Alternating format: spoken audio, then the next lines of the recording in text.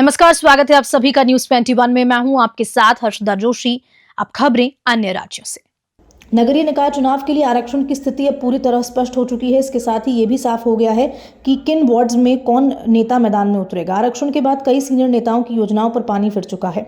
बड़े नेताओं को संगठन यदि चाहे तो वो अन्य वार्ड्स में भी चुनाव लड़ सकते हैं, लेकिन इस स्थिति में उनकी जीत की संभावना कम हो जाती है। जब कोई नेता किसी वार्ड से चुनाव लड़ता है तो वे कई वर्षों तक वहां की जनता के बीच काम करता है और उनकी सेवा करता है, जिससे स्थानीय जनता से उसका संबंध मजबूत होता है। आरक्षण के बाद भारतीय जनता पार्टी को इस बदलाव का काफ़ी नुकसान हो सकता है, क्योंकि कई ऐसे दिग्गज नेता हैं जो जिस वार्ड में चुनाव लड़ने की उम्मीद कर रहे हैं वहां उनका आरक्षण बदल चुका है। इससे पार्टी की रणनीति पर भी असर पड़ सकता है। अब ये देखना दिलचस्प होगा कि पार्टी किस प्रकार अपने नेताओं को नए समीकरण के अनुसार तैयार करती है और किस वार्ड से किसे उतारने का निर्णय लिया जाता है। सरगुजा से पंकज शुक्ला की रिपोर्ट।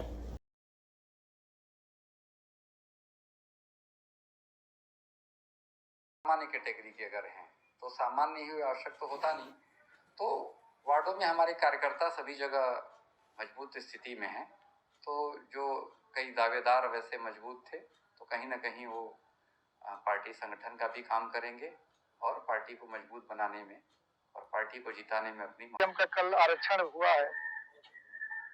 तो अब जैसे मैं अपना बताऊं तो लरनसा वार्ड क्रमांक 24 पिछड़ा वर्ग पुरुष आरक्षण में हुआ है और इच्छा रखता हूं कि इस बार पूरी तैयारी के साथ वार्ड में जनता की सेवा के लिए चुनाव लड़ूं और सेवा करने का अगर जनता मौका दिया तो पूरे रूप से उनका सेवा कर। पंकज शुक्ला न्यूज़ 21 में स्वागत करता हूं। जैसा कि मैं बता दूं, आगामी दिनों में नगरीय निकाय चुनाव होने वाले हैं, जिससे आरक्षण ने सभी दिग्गज नेताओं के समीकरण बदल दिए हैं। कई दिग्गज चुनाव नहीं लड़ पाएंगे और इतना ही बता दूं मैं आपको कि इसमें भाजपा को ज़्यादा नुकसान उठाना पड़ सकता है। न्यूज़ 21 के लिए अंबिकापुर से